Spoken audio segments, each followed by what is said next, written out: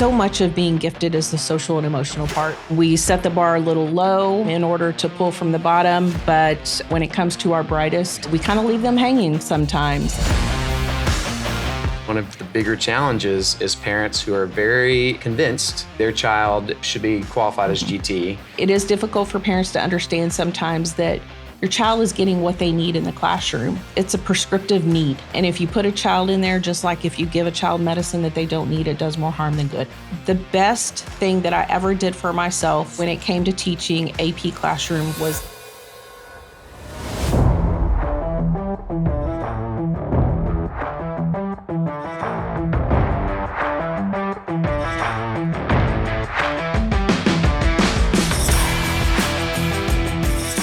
Welcome to From Classroom to Campus, where we have open-minded conversations about what's going on in education.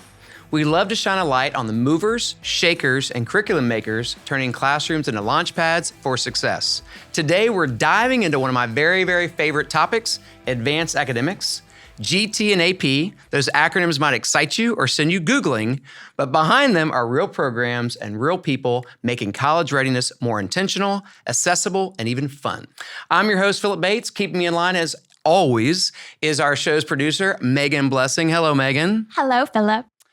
My guest today is living proof that academic rigor doesn't have to come wrapped in red tape and standardized stress. She's designed district-wide AP, GT, and on-ramp pathways, led professional learning that actually points teachers in the right direction, and served as an AP art history table leader. Basically, she's like an academic GPS guiding students and educators to success. So whether you're an educator, a parent, or just curious about advanced academics, this episode will inform and inspire. So let's talk big goals, bold programs, and what it really takes to build a college-ready culture.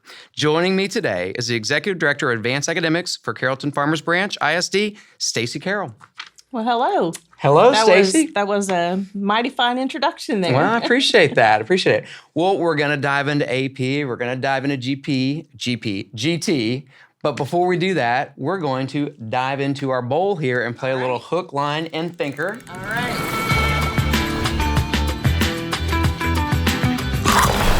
So if you want to grab a question, get the audience to know you a little bit better. All right. Oh, okay. What's a book, movie, interview, or training you think everyone in education should experience? I would say one of the books that I feel like is probably not read as much as it should be, but would make a great impact on a lot of people in education is Genius Denied. Ooh. And that is a book that was written by, I'm going to call them Mr. and Mrs. Davidson because I don't remember their first names, but they are from the Davidson Institute. Yeah.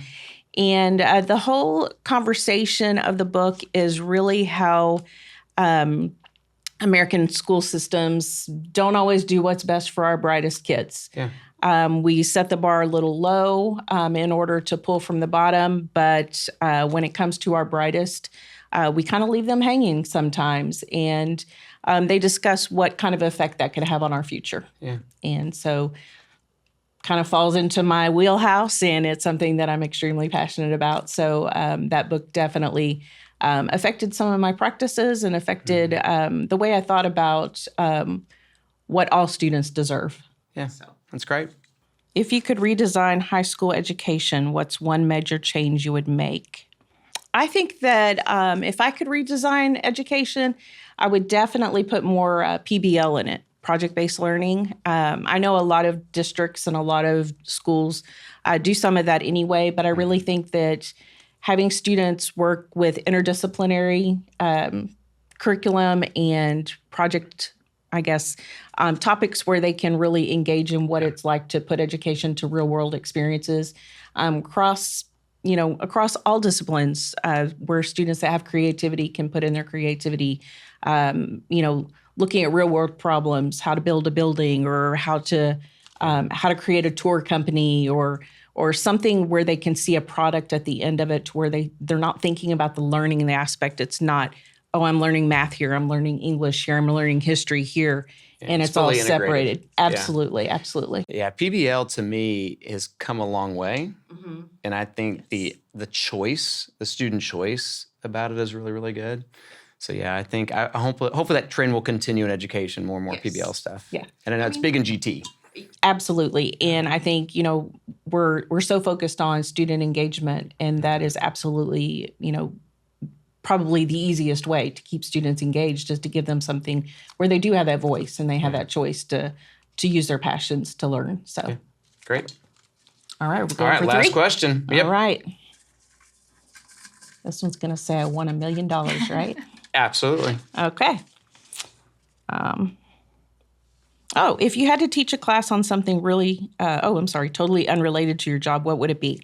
I think it would be how to organize kitchen cabinets. Okay. Do you mind? Please? Not what I thought you would say. I'm not sure what I thought you'd say, but organized kitchen cabinets. So like inside the kitchen cabinet? Yes. Not quite as bad as like sleeping with the enemy. I don't know if y'all remember that from the day. Oh, that's an old reference, but Yes, I do know that. Everything very exact. Yes. I mean, I don't have anybody behind me that's watching me to make sure I do it exact, but my family has come over during Christmas and turned my cans of green beans upside down and rearranged things just to irritate mess me. with you. Yes. That's wonderful. So, I'm one of those people that there's a way to stack Tupperware, and it should be very obvious, but it's not. And so I can help you with that. There is nothing more frustrating to my wife than when the kids unload the dishwasher. Okay. And we had this nice Tupperware cabinet, and it's like they have no idea what's going on here. There's not the right tops on different things. They're stacked in weird places. Yeah. And if you have a glass bowl in a cabinet somewhere else, you don't put the plastic lid with the other plastic. Correct. You put it, there's a system. Yeah. There's a system. They're in life. like a little family. They should stick together. Exactly. Keep the family together. So let me ask you this: in your closet, do you have things by color? No, I don't. I have them by casual to dressy, short sleeve to long sleeve. Yeah, I like it. Still system. I'm a systems gal. Appreciate that. Yeah. All right. Well, with that, let's talk about what we're going to talk about today. Okay. And we're going to cover some GT first, and then we'll kind of transition into AP. But I think there's a lot of things out there GT-wise that are confusing to people. And hopefully we can kind of clear out some of those myths. And you can really dive into, from a school standpoint, let's start with, how do you identify a student that is GT, or, it needs an advanced academic path? I think that one of the important things to remember is that as a school district, any school district, that it's really important to make sure that you are identifying in a way that aligns with the way you serve. And so I think that is a misnomer. You were talking about misunderstandings that people have about GT, and that every person that's GT is GT in the same way, and every school district serves those kids in the same way. And that's a real hard conversation to have with a lot of parents. In our district, and in the experience of most of the coordinators that I've spoken to, really what we're doing is we're looking for qualitative and quantitative information. You're looking for a lot of data. The state plan says, I think, a preponderance of evidence. That's the educational word. I'm sure you've heard that before. Different data that shows different aspects of students' learning. And so we'll do the testing, but we'll also do the behavior, and then we'll also do your ability testing. And right now, obviously, with the place we are in education, we're looking at the diversity of a student and how to find students that are of the underrepresented population. And so looking at testing that is more nonverbal, like the NGAT, and finding ways to where if you have EBs or English language learners, then those students have equal opportunity to be identified. The difficult thing with that is when you serve in English, you've got students that are very capable. They might, you might have a Russian student, and that student doesn't need to learn red, apple, banana, because they know those things in their own language. So to just put them in an ESL class and not call them GT is difficult, and it's not serving the student.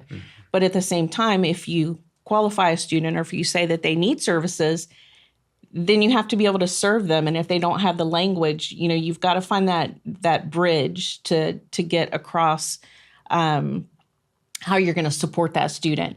And it takes more than advanced academics to do that. And fortunately, our multilingual programs are, more than ready to step in and help support students now that I would say now that the GT world is more willing to accept that there's not just one type of GT student. Nice.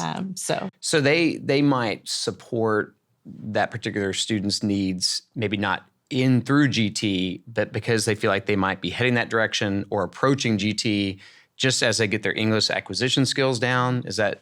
Yes, and absolutely. I mean, with every child, and you know this from education, every child has different needs, and you want to look at each child. And while we may look at 300 students a year or more as far as do they need services, you're also looking at what does that specific service look like for that child? With our twice exceptional students, we specifically have to look at are they able to work in the classroom? We have a highly gifted program, and that's 2 years advanced. And so sometimes some of those babies, they're just not there yet. And they have the capability and the intellectual capacity, but they don't have the schooling yet. Sure. And sometimes it's just getting parents to understand no doesn't mean no. It just means we've got to get things in the right order. Yeah. Or our program doesn't suit your needs. Your child's, we've got to be creative with what we offer them. Sure.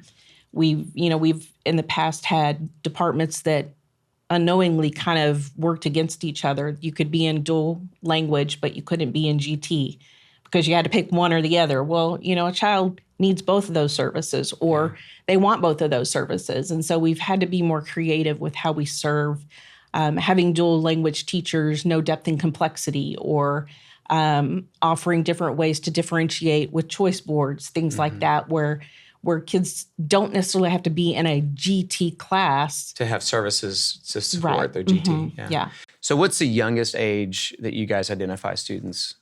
We start identifying for a highly gifted program in pre-K. Wow. Generally for our regular advanced learner classes, it's kindergarten. Okay.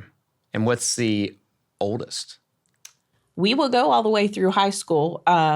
We identify most, I would say, through 10th grade because we have services that are specifically for GT humanities in high school. I'm sure familiar with a lot of different districts that probably have the English and the social studies humanities track. Yeah, linked together. Yeah. And so we have that through 10th grade. And, we've had some people that, they want to come into the district and they've got an 11th grader and they want that on their transcript. And they think that that's going to get them somewhere. And, So good transition, because I think that's probably, I would venture to guess, one of the bigger challenges is parents who are very convinced that maybe their child, should be qualified as GT, and maybe the numbers don't say that, or maybe there's some, maybe they're not quite there. How do those conversations go? Sometimes they're very difficult. Again, I think a lot of it, every parent, I fully believe every parent in this world wants just what they think is best for their child. Sometimes they don't understand what we have to offer, and they have their own interpretation of what our program is. And so convincing them that, I try to tell people, I think there's, I forgot what training we went to, but they use the idea of, if your child is learning how to swim for the Olympics, you give them practice to be, an Olympic player, an Olympic swimmer, to be able to do those certain things. You don't necessarily put them on a track field and then throw them in a pool. So, you've really got to play with that alignment. And sometimes for parents, it's really trying to explain to them that, GT is the opposite end of the spectrum from SPED. And so if you look at that bell curve and you're looking at 100, being in the middle, and that's your average IQ, then for every point you go to the right towards gifted, the same thing happens on the other side with SPED. And so when you get to that top 1% or top 2%, that super, super highly gifted student, most of the time a lot of times they are twice exceptional, but you're looking at a very small percentage of your students that actually have that need. And so I really try to share with parents, look at the bell curve, See where your child's numbers fall. While numbers aren't the only thing, they're definitely part of, I mean, it's in our definition, it's in our state plan, qualitative and quantitative. You've got to have both. And so, it is difficult for parents to understand sometimes that your child is getting what they need in the classroom. And if what they need is not being met in that classroom, then there are other conversations that need to happen. Maybe the teacher needs to have a conversation with the parents about their learning style or where their gaps are or why they're not getting what they need. But, I kind of look at, especially with our highly gifted program, it's a prescriptive need. And if you put a child in there, just like if you give a child medicine that they don't need, it does more harm than good. Yeah, that's a good way to put it. So let's get back to, you talked a little bit about, identifying students in maybe underserved populations. Give me some techniques, give me some things that you guys have done in the past to be successful with that, because that's a challenge. I think that's a challenge for every school district to find those students and to make sure we're servicing them well. Absolutely. I would say probably the biggest thing that a lot of districts are doing is just trying to look at the testing, that standardized testing for their aptitude. And one of the things that we did move to was the NGAT. And that has proven to be successful for us as far as making sure that is one singular point where students can show how they think and not have to worry about vocabulary. Sure. We're always looking at testing biases. Yeah. And that would probably be the largest one. We also use MAP scores. And so with those MAP scores at certain languages or certain ages, they can have a Spanish MAP score. Since that's our largest population, that's typically what we're dealing with. So a solid research-based assessment that will help with that. Yes. You probably do some teacher training, I would imagine. Yes, absolutely. So what does that look like? So we actually, of course, we have our 30 hours that we're required to do by the state of Texas. And then we definitely, we have integrated a lot of depth and complexity. So we're using Taylor Education for that and working with Sidelets. Sidelets is our multilingual company that teaches teachers how to teach. I don't know how to say that. Teach better in multilingual situations, or even your art teacher or your band teacher or whatever teacher you might have, just those ESL strategies, good teaching strategies. All they're doing is teaching them to do things that all good teachers do. Sure. But they're trying to show them how it works with students that may have not acquired the language that they need to be successful. And so we have those same situations. So Sidelets can come in and talk to us about, okay, what does a multilingual, emergent bilingual, gifted student need in order to be successful in the classroom? What might they look like? I would say probably our biggest misnomer is the misunderstanding of what gifted looks like in the classroom. I'm sure from your experience. There's some myths out there for sure. There's some definite myths. A lot of parents and a lot of teachers will want to recommend students because they're the first ones that know the answers, and they do school well. And our GT kids, sometimes don't do school well. Yes, exactly. So, you've got that list and everything you're saying is a GT student. And you're like, no, that's your high achieving student. Your high achieving student, is going to be the pleaser. I was the high achieving student. I wanted to do good. I would study all day long. It didn't come to me naturally. Yeah. And for some of these kids, they don't know what to do with their knowledge because it's just there and they're all over the place. And it impacts behavior quite a bit. Yeah. So have you seen it with the data? I mean, it sounds like you guys have overt ways of trying to, bring students into your GT programs from diverse backgrounds. Have you seen that in the data? We have. We've seen an increased number of students that have come into our program. We've also widened our net as far as the potential. And I think a lot of districts have really done that. There's not a hard, fast number. And there's some conversations, we might say if your student has above 135, really no other data should keep them out. But for those students that are at 120s on their aptitude scales, then maybe those are students that we need to look at other data and see, okay, Are we missing something? Is your aptitude and your achievement scores, are they opposite of each other? Is there something that's guiding us to look into it a little bit deeper? And then we have our conversations with our teachers, and we have our writing samples and our portfolios and all of those other things that can give us hints on what students need in the classroom and how we can serve them. And so a lot of districts have opened the gates a little bit more. We definitely don't want to gatekeep. So I guess we're throwing the net out a little wider, as they say, and lowering some of those aptitude scores to be able to look for other things that might show that students need more than what they're getting in a normal classroom. Yeah. So if you're a parent and you suspect your child, might qualify for GT, what should you do? How should you support that journey? I say always advocate for your child. Mm-hmm. Even when we have hard conversations, even when parents don't understand why we're saying this isn't the right program for your child, I will always end the conversation by saying, continue to advocate for your child. That is your job as a parent, to get your child where they need to be. It's okay to take education, advice, whatever else from all the people around you, but your child has you, and that's your job. And so, we have those conversations. Any child can be recommended or referred. So while we do universal screening at certain grade levels to make sure that we capture everybody, which is another way that, we're making sure that we're getting all the students that we need, the services, we always have a window where students can be referred by themselves if they're older, because we do have that. Interesting. Self-referral, huh? Yes. Typically in high school. I would think.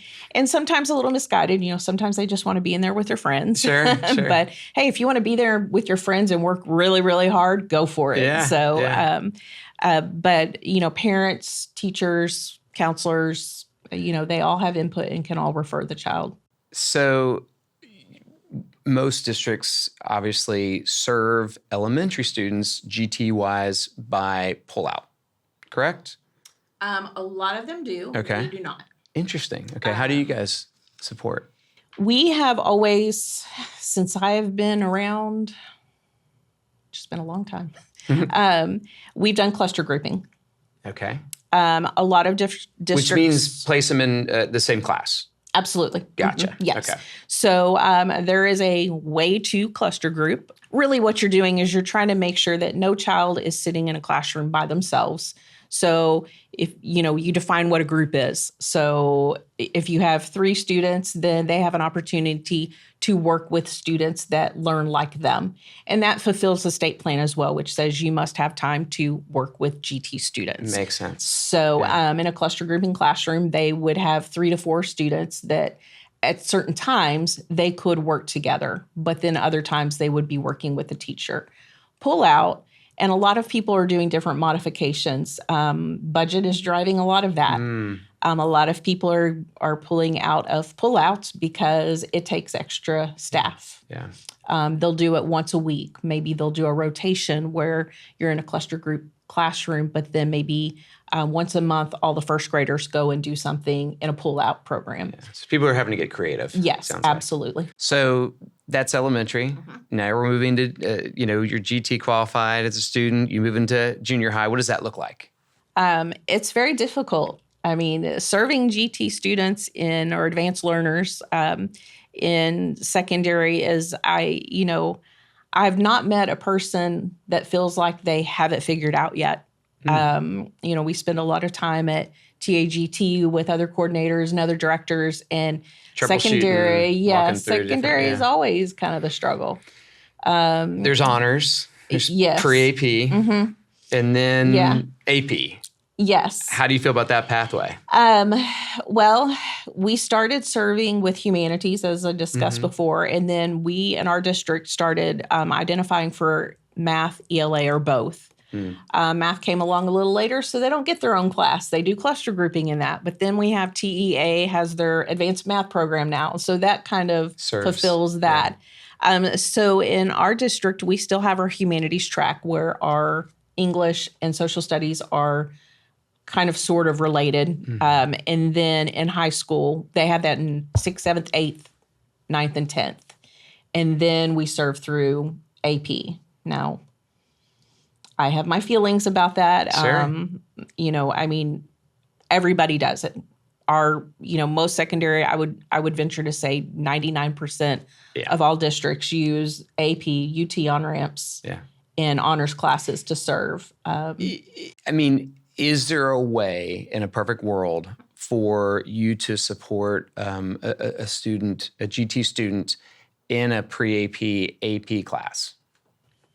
Absolutely. Yeah. I do think that in the past, 10 years ago, maybe, that there was an AP student. There was an AP student type. And that was typically your gifted student or your high-achieving student. And, of course, College Board even says, we're open access. Yes. And so... And open access, just to make sure everybody's clear, I would say every district does this, but a vast majority of school districts say, you want to be an AP? Come on. Absolutely, yes. And that mindset change has been very difficult. I would say for the most part, we're there. But one of the things we do discuss with a lot of other districts is that just because a child is in AP does not mean that that's serving them. You still differentiate within that AP course. And I think for that very reason, the fact that anyone should be able to go into an AP class should tell teachers differentiation is even more important now because you're going to have a wider range of students' needs in that class to be met. I think what's great about your position and what's great about you wearing multiple hats is it's really just one hat. Because ultimately, GT, AP, in terms of that level of instruction and the importance of that, what you're saying is you can serve GT appropriately in AP courses, and you can also make AP courses open, but it's going to take some, really, really, really important tools, some important training. It takes a gifted educator to pull that off. Absolutely. And I would like to say that in our district that, those teachers know what they're getting into and they do it well. And for the most part, they do. We have wonderful teachers. And again, I think just like parents, I don't think there's a teacher out there that doesn't have what the student needs in their heart. It's just sometimes, all the other stuff gets in the way. Sure. And ultimately, our whole goal is to prepare students to leave us and prepare students to be successful in their post-secondary education, if that's what they choose to do. And if not, to be able to move on into society and be productive. So supporting AP courses, you were a former AP teacher. You were table leader. You know it. Yes. It's essentially, AP is college level material, but done in a supportive high school environment. Yes. So when you're training your teachers, when you're supporting your teachers, what are you doing to make sure they're equipped to be successful? Well, outside of making sure that they get to go to their AP Summer Institutes quite APSIs, often, we do some data dives and make sure that we have collective groups of teachers that get to work together. So many AP courses are singleton courses, so you might only have one teacher. Yep. And I would say when I first started teaching, everybody, even when I was an art teacher many years ago, we would go to a PD and you'd show this amazing assignment and people would be like, can you tell me how to do that? And I was like, no, that's mine. That's my little secret. You can't have it. Yeah. And over the years, it's been a wonderful transformation of, share and share alike. Our kids are our kids. It's not your kids at your school and my kids over here. It's how do we move all of these students? Well, and technology has enabled teachers to share things so much easier and to gather resources so much easier from the AP kind of communities that are out there. Yes, and absolutely. And, College Board does a wonderful job of setting up mentor programs and being able to make sure that they're starting to do things within the year to be able to support teachers so that if you can't get that summer institute, because as we know, keeping teachers in schools and keeping them at the same school, our turnover rate is drastically different than it was 10 years ago. It's much higher, and, for sure. We have a lot of new teachers, and they may not get hired until 3 weeks before school starts. Yeah. And you're having to make that hard choice of, do I send them to an APSI or do they go through new hire? What's more important? And, so fortunately, I have a wonderful team, and I have a wonderful advanced academics,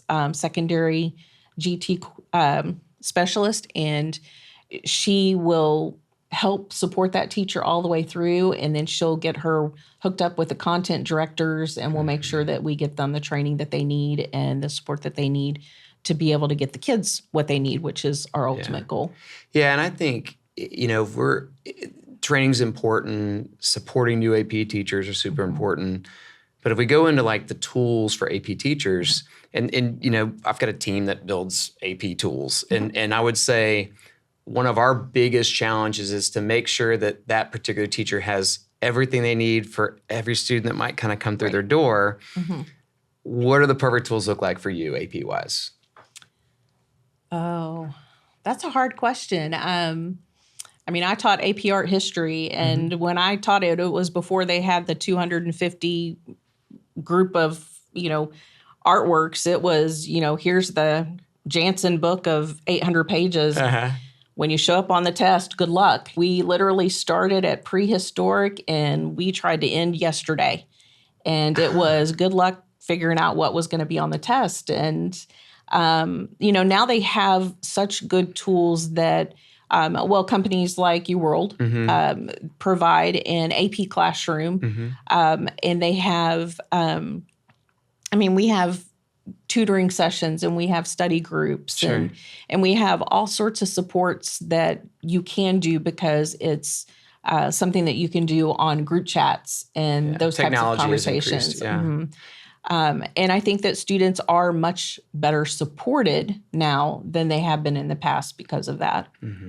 And it's funny that you say that, because I actually wished someone on Facebook a happy birthday the other day, and he was one of my students probably 15 years ago. He's up in New York, and he sent me a text message back, and he said, every time I drive down the highway, I see Gothic this, I see Ionic columns, I see, he's like, all these vocabulary words come back to me. We had this wonderful assignment where we do a scavenger hunt, and I would take them to downtown Dallas. And those are the days where you could just set kids free in the middle of downtown Dallas and say, go take pictures of all these things. And he was just like, it's just, those are the classes where students find their passion. And so, you get to high school, and you finally get to say, this isn't just science, is my love anatomy as well. Anatomy's coming, but is it AP physics? Is it AP chemistry? What drives me? And you really get to be in there with a teacher that's their passion. And that, I think, was a hard thing for a lot of teachers is, we say AP teachers know their content. That's what they know. Teaching strategies sometimes, some of the other things. We have been very college-minded because our content is our passion. When it comes to meeting the academic needs of gifted and talented students, one size definitely doesn't fit all. That's why many campuses are turning to AP courses, not just for college credit opportunities, but as a strategic way to challenge and engage advanced learners. So how can your school maximize the potential of AP programs for GT students? Stay tuned to hear how your campus can take AP support to the next level. Every day, educators work tirelessly to keep high school students motivated. But despite their best efforts, too many students still feel lost in a system that doesn't always support their success. At UWorld, we believe education is about unlocking a future full of possibilities. That's why our team of educators created teaching and learning tools for the advanced placement exams. Powerful, easy-to-use resources that help students master even the most challenging concepts. Content that features dynamic visuals created by world-class artists and interactive elements that spark curiosity and a love for learning. Our mission is to help every student reach their full potential. Whether that means earning valuable college credit by excelling on AP exams or achieving their dream SAT score, UWorld is here every step of the way. Every day, across the country, students are using UWorld to turn their aspirations into reality. Discover how UWorld can help your students succeed. Visit collegereadiness.uworld.com to learn more. You raised a couple good points. First off, the reason why AP is open for all is because if you've got an aptitude or you've got a passion for one of these subjects, I mean, we should encourage students to dive in. And if they're struggling, that's okay. Productive struggle is a thing. And we like productive struggle because you're getting better and better and better through your exploration and through failing forward and all that kind of stuff. So I think that part is huge. And I think saying that an AP teacher really knows their content is absolutely true. And I think what separates the good AP teacher from the great AP teacher is knowing the content and knowing how to deliver it in such a way that it's engaging to all the students and brings all of them along. So you are around fantastic AP teachers. You see them in action. What's those key differences? What takes that good AP teacher and moves them to great AP teacher? Get them out of rows. Yeah, sure. Get them talking, get them leading the class. I would say, the best thing that I ever did for myself when it came to teaching AP classroom was to admit to my classes that I didn't know everything. And when I stopped and I allowed my students to start talking and engaging with me and teaching me things and having part of the conversation and teaching each other, and I really became more of a facilitator than a teacher, they took it. Yeah. I don't think that I had faith. I was a young teacher, and I don't think that I had faith that my students could do something like that. And when I saw it, I thought, wow, this is just amazing. I mean, give them the reins, let them do it, and you facilitate, fill in the gaps for them. And the students that don't have the natural ability or don't have the background knowledge will get it from the people around them. Absolutely. And the more people that they hear things from differently, the more they're going to learn, because the way I say it may not be the way they learn it. But the way Joe Bob over here says it may be the way that says it just the way that person is going to say, now I get it. So why am I robbing them of that opportunity? Yeah, I mean, if you Google facilitated instruction and you Google image it, you will see that the learning is happening to student to student, student to teacher, teacher to student. It's just this beautiful, visual of how learning should always happen. Right. Yeah, I love that. And I think that goes back to, really thinking about the PBL and, how you can integrate, companies and mentorships and field trips. I mean, I know we stopped going on field trips because of COVID and everything else, but get people out in the world. I mean, there are students in our district that have never left a 2-mile radius. Yeah. Cultural capital. Yes. Yeah. You got to build cultural capital. Yeah. Yeah. I think those things are critically important. There's an exam at the end of AP courses. Yeah. And, I think it's very easy to just measure the success of a teacher or the success of a student by what they scored on an AP exam. But what's some other ways to kind of measure success? I have a lot of feelings about that. Okay. I think that a lot of it goes back to understanding the purpose of the course and where there's a balance. The associate principal used to call out over the speaker at the end of the year how many teachers had passing AP scores. And, we would be mortified.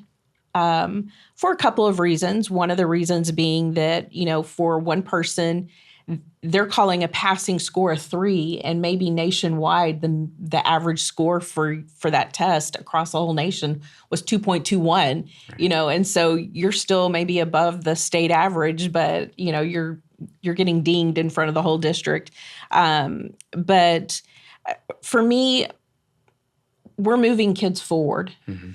And the goal is to move them forward. And so for me, for someone to say that the only way to qualify growth is if you make a 3, 4, or 5, to me is not fair. Sure. It's not. I mean, I know the world's not fair, but in any other accountability, if you moved a student from, being approaches to mastery. If you moved on one small point, that would be a celebration. Yeah. But you're saying that a child doesn't deserve the celebration if they move from a 1 to a 2. Sure. Because a 2 isn't a passing score, even though College Board says 2 is college ready. Sure. And so I really think that, we have to watch and make sure that we don't inadvertently gatekeep. Because we're telling people and we're telling teachers that they're being kind of evaluated on how their students score on a one-time high-stakes exam instead of the whole entire experience. And I know a lot of my students made 2s. Our history was hard, and I was not the best teacher. I didn't have all those learning strategies that we have now because, I just stood up there and lectured because that's what I knew. And teachers are so much more creative now than I ever dreamed to be. But I had a lot of 2s and I had a lot of 1s, and they're the same ones that tell me today, I remember this and that was my favorite class, or, you really made me think about things. Or, we had conversations, the glory of AP art history is that you can talk about religion, you can talk about politics, you can talk about all these things, and you have all these students in your classroom in this diverse class that can talk about it from their point of view, from where they came from. Yeah. And, so we were really blessed with that. But a lot of them walked away with not good scores on the AP test. Sure. And I told them, my whole thing to them was, you finish the race. Just finish the race. Well, and I think the bigger travesty is, when I was a principal, I had teachers that had fantastic AP scores, but maybe 60% of the kids took the exam. Yeah. And unfortunately, those 40% that didn't take the exam maybe were even encouraged not to even take the exam. Yeah. And so you've got to really be careful when you look at scores to go, how was your participation rate? It's really participation rate and scores that really need to kind of be joined together. Because they've worked hard all year. They should have the opportunity and the chance to see how they can do. In a 2 on an AP exam, that's not a failure. No. That's approaching, getting the score you need to get. And I think the rigor of that exam is important. Exactly. Because they're going to encounter that in college. And just because you're not successful on it doesn't mean it's a failure for sure. Right. Well, and I've had students that have come back and said, even though I had to retake that class because it was my major or anything else, think of how far ahead they were. Yeah. And all the struggles, the less struggle that they had in that one class. Yeah. That everybody else, they might be sitting in one of those courses where they're being weeded out on a university, and they have that little head start. And, I will say too that it is about the students, but it's also about the teachers. And one of the things that I've always promised in the 12 years that I've been in this department, 9 years I've been in this department, was that I would always advocate for teacher success. And that I would always make sure that if anyone said, you need to pull those AP scores up, that I say, you need to have a deeper conversation about what's going on in that classroom. If they have 2s, let's talk about it. Let's look at the national average. Let's look at the state average. Let's look and see what students were in that class. Let's look and see, all different types of data should be pulled in. You should be looking at their grade in the class as well as the grade on the test. So one of my promises to the teachers was that I would always be an advocate for them to make sure that their AP score wasn't the only way that a district determined their success as a teacher, because to me, it's not right. Yeah, it's that's not great. right.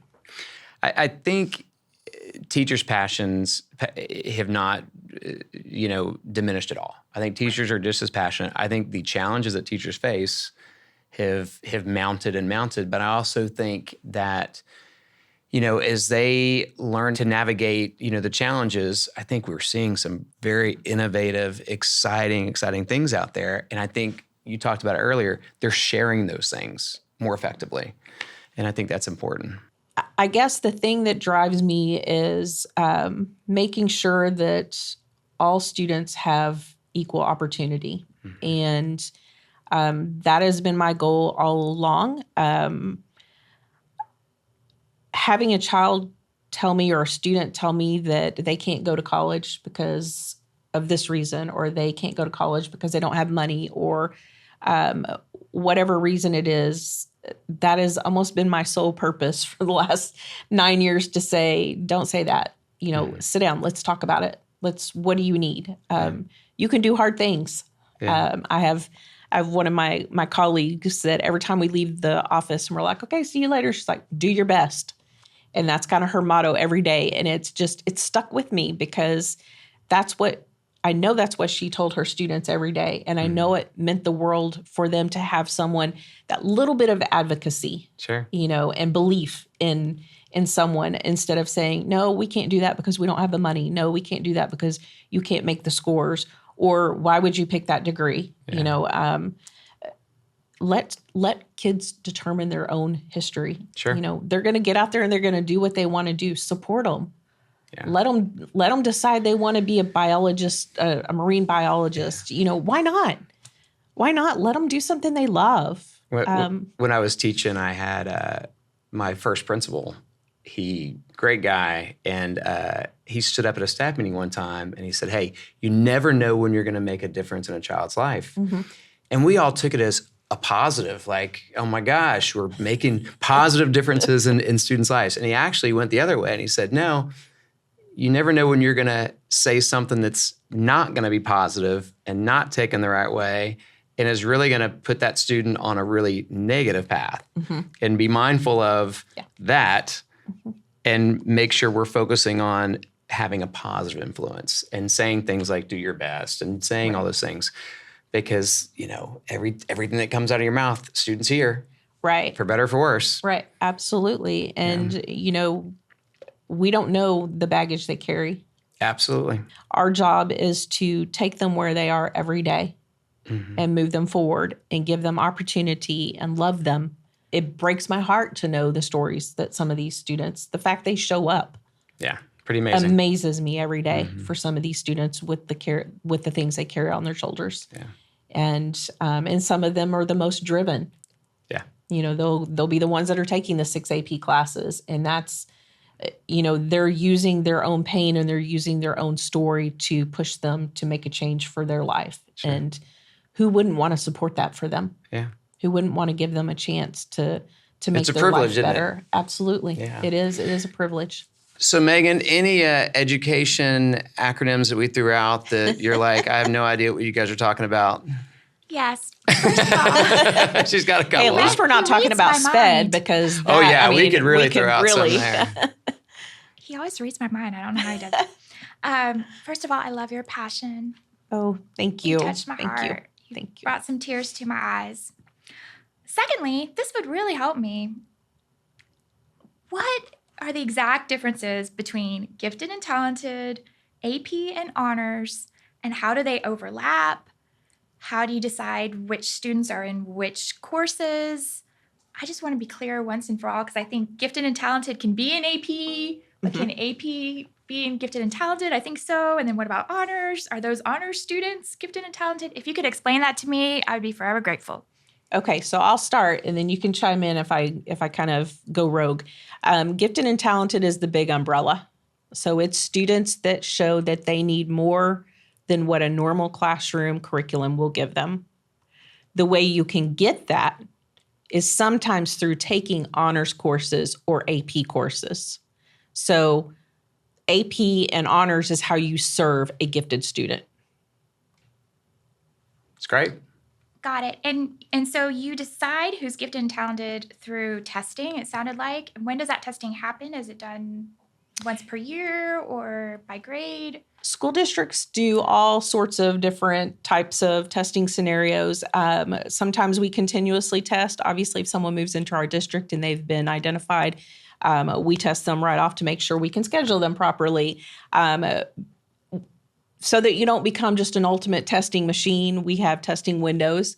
A lot of districts will have certain grade levels that they do universal testing. Mm-hmm. So they'll do it like for us, we're working with kinder right now. A lot of districts do second grade. Every second grader is going to take the same aptitude test in order to see if they show evidence of any type of need for gifted services. Then from there, it's really up to teachers and parents and counselors to refer them during a window.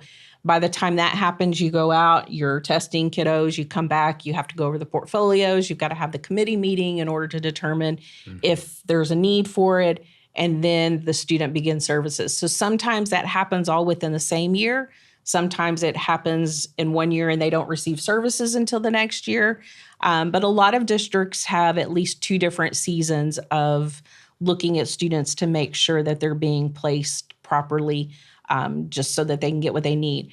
The plus with having a cluster group classroom, one of the things that I really enjoy about that is that all of our teachers at the elementary level should be trained to work with GT students. So that means that in a cluster grouping scenario, you're not changing classrooms.